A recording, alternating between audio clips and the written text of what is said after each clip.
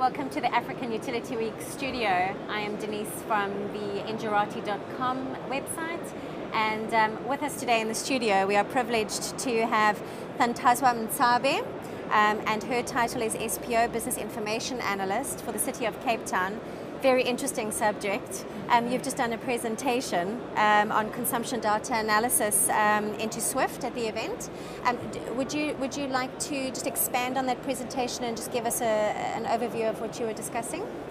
Okay, basically, I was presenting this morning how important consumption data analysis it is on the system, and what are the benefits of City of Cape Town out of the system, and what are the advantages of using the system, or how it makes life easy for us to identify the problems that we have as a city, and also to analyze the data and see the gaps and see the problems that we have within the city. So the system is very, very, very helpful to us. So this morning I was going through the analysis itself on how is it done, and then which data sources that we are using. In order for us to analyze the data, we get different types of data sources, and then they get imported into the system, and then analysis is done on the system, and then we use that information for consumers, our consumers. We use that information for us to see where the gap is as a city, and then also we use the information for researchers. If the students that is doing research on water environment, that information is vital for them because they need to know the latest data in the city, and also they need to get an accurate and valuable data. Also, that data is useful for external consultants in terms of the development application. Let's say at the city there's a new development that needs to be done.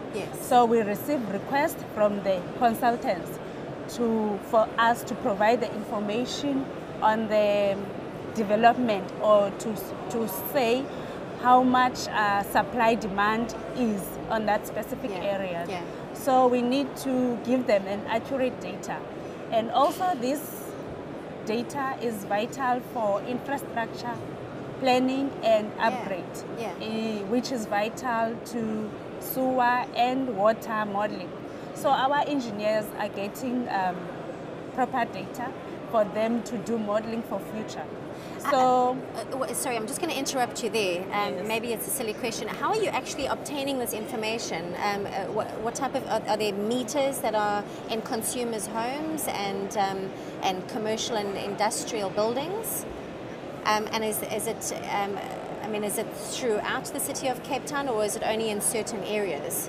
Because I know, for instance, where I am, I don't have a meter. I've only got a prepaid meter in my home. So where are you getting this information from? Okay. Firstly, we do the manual. There's a manual side of it, and there's an automatic side of it. In the manual side of it, the meter readers, we have allocated meter readers within the city. So they go per district. We have 8 districts for the City of Cape Town. So each and every district is allocated with meter readers. They go there and then read the meters. They do rounds depending on the month. On monthly basis, they do rounds, and then they collect the data. It gets captured into SAP, and then SAP Swift system get the data through the extraction from SAP. On the automated side of it, we have GIS side of it, the data capturers, as well as the vans, like the vehicles, where they are collecting the data. Where there is a meter located, it gets automatically into the van, and then the data is uploaded from there, and then it gets into the system. So we have different types of manual and automated. I'd imagine the automated is probably where Cape Town is probably going to be heading sometime soon. I'd imagine that's perhaps more efficient, a more efficient way of getting it's very efficient data. Because sometimes the manual side of it, there's a human error. So it's better that we are getting into that solution of automating, because it's it's linked to the meter. Yeah. So once the vehicle gets passed by where there is a meter, automatically it collects the data, Right. and then from there the data extracted from the system where there is from that vehicle. So. Right. So that's how we collect the data. And also there is geographic information systems data where we get the property location of the stand or of the house. Yeah. And then also that information is linked to GIS through the land use and zoning, so that we can know where the stand is located, and then what is the zoning. Is it a residential area? Is it an industrial area? Is it an educational institution? Etc., etc. And also we receive bulk meter data, which is, we get it from bulk water, and then that reflects the bulk supply and reticulation systems within the city, and then to external customers as well. So that data, it gets collated from different data sources, and then Swift gets that data from those different data sources, and then they get imported into Swift, and then Swift analyze the data in terms of the process. We have the internal. This must be cutting quite a bit of time, this particular program. So it basically collates and almost segments the different bits of information. So a lot faster than what you've had before, where maybe somebody was doing that manually? Yes, yes. Because now we are just running the process within Swift program, and then the data get analyzed, and then you can see where there's gaps, where there is no meters. So we can easily identify as an analyst, to see, this house does not have a meter. Then we will send someone there to go and check what is the problem. Is it why the meter is not read? Because those are one of our challenges, where you see that there is no meter in a specific house. It's either the meter is not read or there is no meter at all. So the system is helping us to identify such areas. So the advantage to this system as well is we are updating it on monthly basis from the Swift side, so that we can know each and every month what is the trend. So this must be recovering quite a bit of perhaps lost revenue. Yes.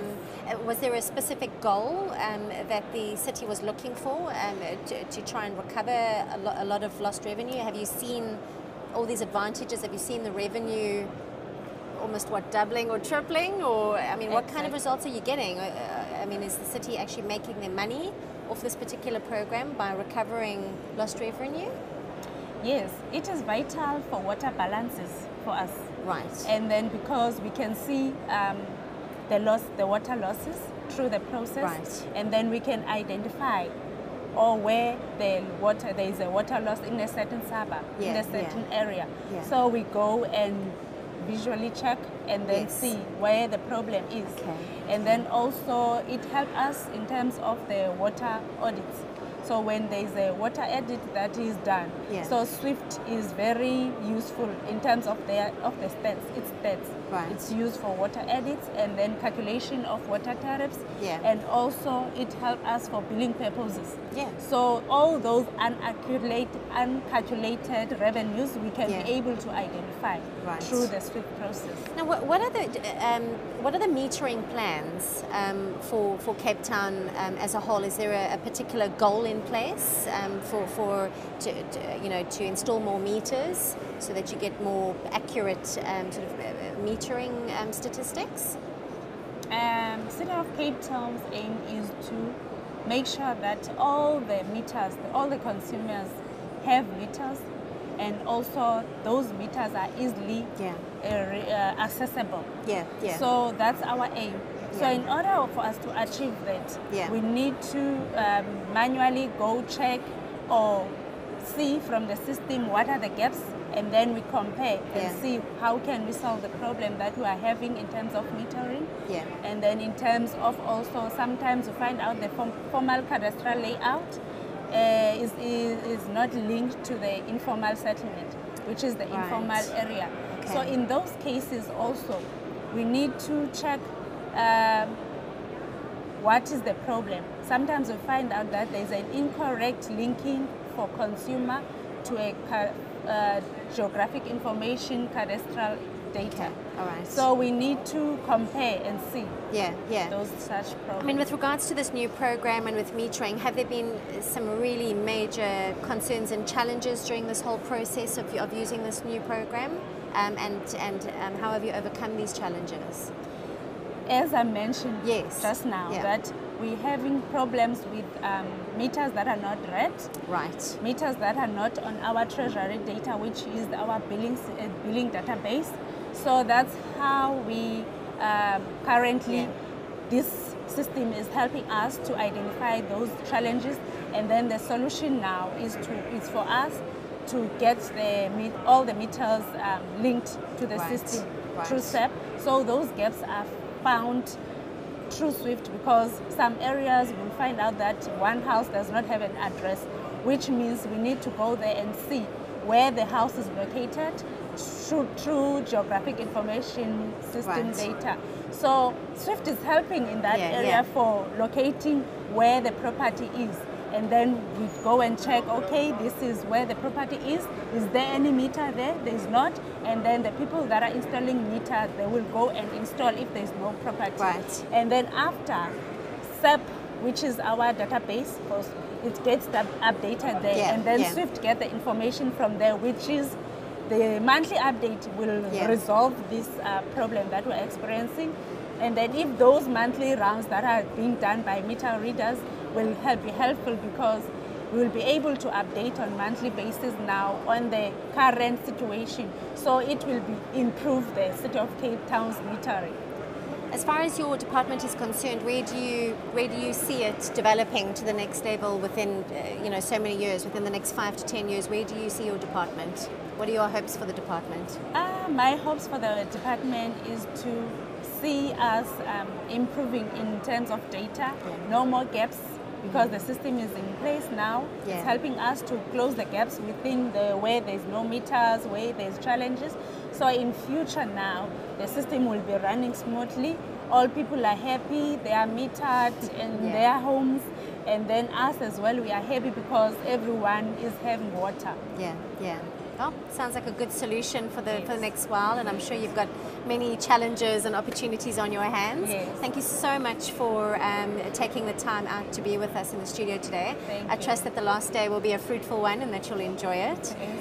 To our viewers, thank you so much for joining us. Please note that on our Engerati website there are other studio interviews that you can go and have a look at. Thank you.